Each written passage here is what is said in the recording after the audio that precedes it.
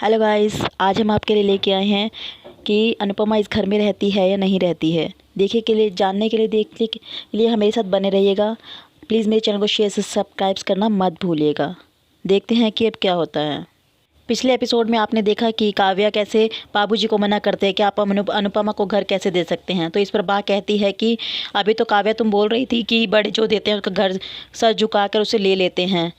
इसी तरह से शादी के बाद तुम्हारे बाबूजी ने मेरे नाम पर भी प्लॉट किया था, लेकिन वनराज के बाबूजी बहुत अच्छे हैं, सबके अपना अपना हक दे दिया इन्होंने। इस पर अनुपमा कहती है कि लीजिए, मुझे कोई भी हिस्सा नहीं चाहिए बाबूजी। बाबूजी कहते हैं कि तुम्हारा अधिकार है, लेकिन अनुपमा कहते हैं कि मेरा अधिकार तुम्हारा सिर्फ मेरा आपका आशीर्वाद है, मुझे ये नहीं चाहिए। लेकिन बाबूजी कहते हैं कि तुम्हें ये लेना ही होगा। औरत को हमने सिर्फ त्याग करना सिखाया है, अधिकार छोड़ना सिखाया है, अधिकार मानना नहीं, मांगना नहीं। इसी तरह से लेकिन मैं तुम्हें अपना तुम्हारा अधिकार ये देना चाहता हूँ।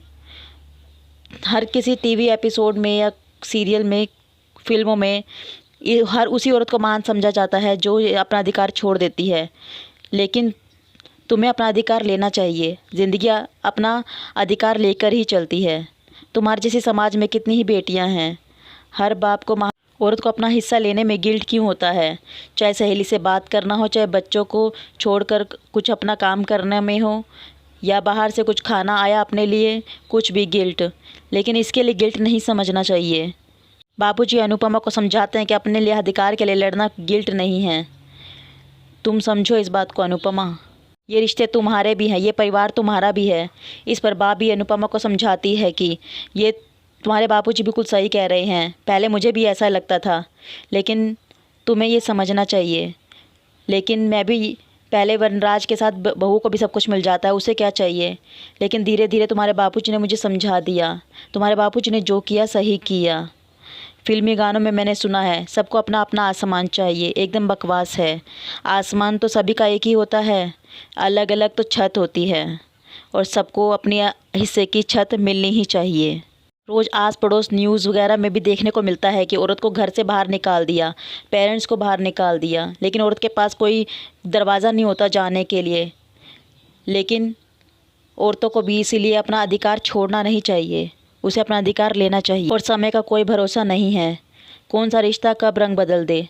इस पर किंजल और तोशु भी देखते हैं, लेकिन बाबूजी कहते हैं कि मैं तुम्हें नहीं कह रहा। लेकिन हर औरत के पास, अनुपमा को समझाते हुए बोलते हैं कि हर औरत के पास अपना एक घर होना चाहिए, अपनी एक छत होनी चाहिए। पैसे कमाओ और पहचान बनाओ, और हम सिर्फ रोटी कमाने वाले की इज़्ज़त करते हैं, रोटी बनाने वाले की नहीं। वनराज बाबूजी को कहता है कि चलिए बाबूजी अंदर चलते हैं, लेकिन बाबूजी कहते हैं कि रुको, तुम्हारा इस मकान पर नहीं, तुम्हारा इस घर पर ही भी हक है। अनुपमा, तुम्हारा ये ही घर है और तुम्हें यहीं रहना पड़ेगा, ये मेरा ऑर्डर है। इस पर सभी परिवार वाले खुश हो जाते हैं।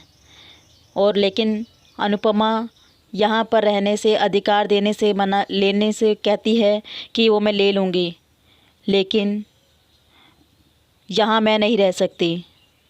इस पर राखी बहन कहती है कि सो ड्रामा, सो कूल। अनुपमा कहती है कि मैं यहाँ पर नहीं रह सकती बाबूजी, तलाक लेने के बाद।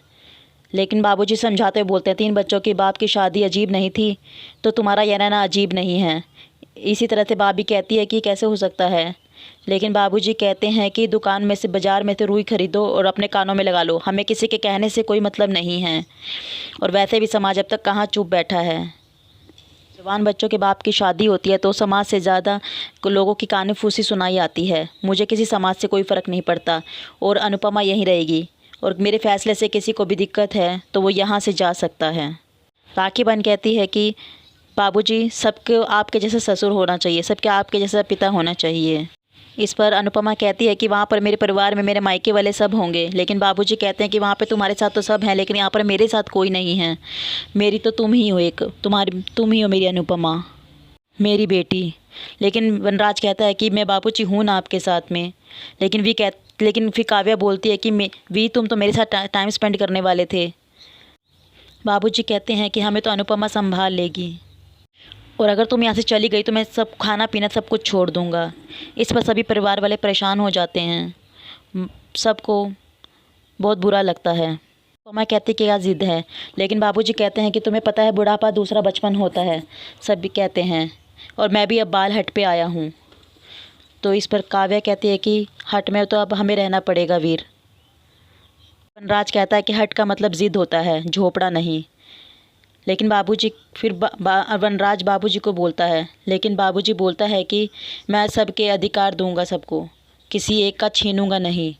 और मेरी बेटी अनुपमा के आने से किसी की जगह कम नहीं होगी।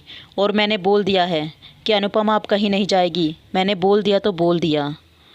और फिर अनुपमा को समझाते हैं, हम तो किनारे के पेड़ हैं, पता नहीं कब तक जिएंगे, लेकिन जब तक हैं, जितने भी दिन हैं, तुम मेरे साथ रहो। अनुपमा कहती है कि बा देखिए कुछ कहिए ना, लेकिन बा कहती है कि मैं कुछ नहीं कहूँगी, तुम्हारे बापूजी बिल्कुल सही बोल रहे हैं।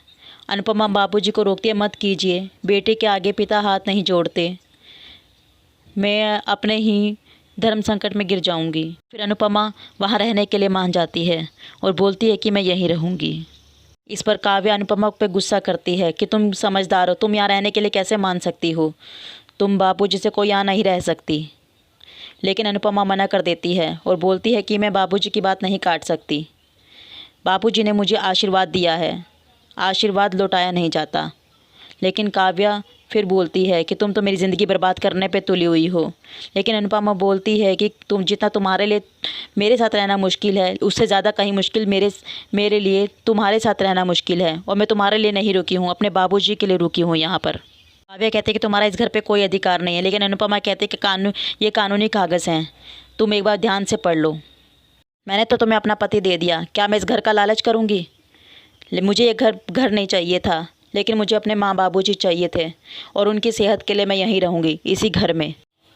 काव्या कहते कि मैं तुम्हें यहाँ नहीं देख सकती। तो इस पर राखी बहन कहते हैं कि काव्या नहीं, तुम अपने आँखों पे पट्टी मत बांधना, नहीं तो तुम इधर गिरती रहोगी। वनराज कहता है कि तुम क्या कर रही हो? अनुपमा कहते कि मैं कुछ नहीं कर रही। वनराज उस पर बोलता है कि तुम्हारी नज़र इस घर पे हमेशा थी, तो और तुम इस घर से जाना ही नहीं चाहती, इस घर पे कब्ज़ा करनी चाहती थी। लेकिन इस पे अनुपमा बोलती है कि आपकी नज़र बाहर थी, मेरी नज़र तो हमेशा घर के परिवार के लोगों पर थी। मैं नहीं जाऊँगी यहाँ से और यहीं रहूँगी।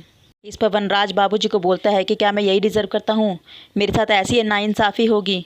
तो बाबूजी बोलते हैं कि तुम दोनों कुछ भी डिज़र्व नहीं करते। 50 साल का होने आया है, फिर भी तुम्हारे तमाशे सेटल नहीं हो पाए। तुम बहुत महान हो। तुम्हारी हरकतों के ताने तुम्हारे बाप के आज तक भी सुनने पड़ते हैं, तुम्हारे बेटों को भी। फिर बाबूजी बोलते हैं कि गृहस्थी अलग अलग चलेगी, ऊपर तुम्हारी और नीचे हमारी, मेरी, लीला की और अनुपमा की, और बच्चों का तो पूरा घर है, वो कहीं भी रह सकते हैं। लेकिन बच्चे ऊपर रहने से मना कर देते हैं और बोलते हैं कि हम नीचे ही रहेंगे अपनी मम्मी के पास और माँ बाबूजी के साथ में। बोलती है कि 2 चीज़ें नहीं बटेगी, एक मेरा मंदिर और एक रसोड़ा, वो सबका है और सबका ही रहेगा। और फिर बाबूजी वनराज से पूछते हैं, तुम दोनों यहाँ रहना चाहते हो? तुम्हारा क्या फ़ैसला है? और फिर वनराज बोलता है, मैं यहाँ नहीं रह सकता। लेकिन इतने में काव्या बोलती है कि नहीं वीर, हम यहीं रहेंगे, मैं अपना हक नहीं छोड़ सकती, मुझे यहीं रहना है। और फिर बापूजी बोलते हैं कि परिवार टूट गया, लेकिन बिखरा नहीं है, मैं इसको समेट के रखूँगा। राखी बोलते हैं, टीम ए अनुपमा की, टीम बी काव्या की और टीम सी मेरी। और उसके बाद समर बोलता है, ठीक है बापूजी, मैं बोल देता हूँ नानी को फ़ोन करके कि मम्मा यहीं रहेंगी। लेकिन काव्या इस पे बहुत भड़क जाती है और मन ही मन में बोलती है कि मैं सबका जीना हराम कर दूँगी, किसी को यहाँ तो एक खुशी से नहीं रहने दूँगी, और आँखों में आंसू किसी के ख़त्म नहीं होने दूँगी। इतना रुलाऊँगी कि तुम सोच भी नहीं सकते। और फिर सब लोग घर के अंदर एंट्री करते हैं, काव्या और वनराज भी, और सभी परिवार वाले अंदर जाते हैं। काव्या और वनराज गेट पर रुक जाते हैं और बा को आरती की थाली देख के खुश हो जाते हैं। और काव्या बोलती है कि थैंक गॉड, किसी को तो याद है मैं नई बहू हूँ। लेकिन बाबूजी बाहर जाते हैं और अनुपमा का हाथ पकड़ कर ले आते हैं और उसके बाद बोलते हैं कि पहले मेरी बेटी की आरती होगी, उसके बाद किसी की। और बा उधर काव्या को अंदर आने से रोक देती है। और अनुपमा को गेट पर ले आते हैं। कहते हैं कि बाबूजी कि इस घर की सरस्वती भी अनुपमा है, अनुपमा भी अनुपमा है और अन्नपूर्णा भी अनुपमा है। आने वाले एपिसोड में देखेंगे कि हम क्या होता है और कैसे अनुपमा की आरती होती है और काव्या की भी। आने वाले एपिसोड को देखने के लिए आप हमारे साथ बने रहिए और हमारे चैनल को शेयर सब्सक्राइब करना मत भूलिएगा गाइस। Latest updates Anupama.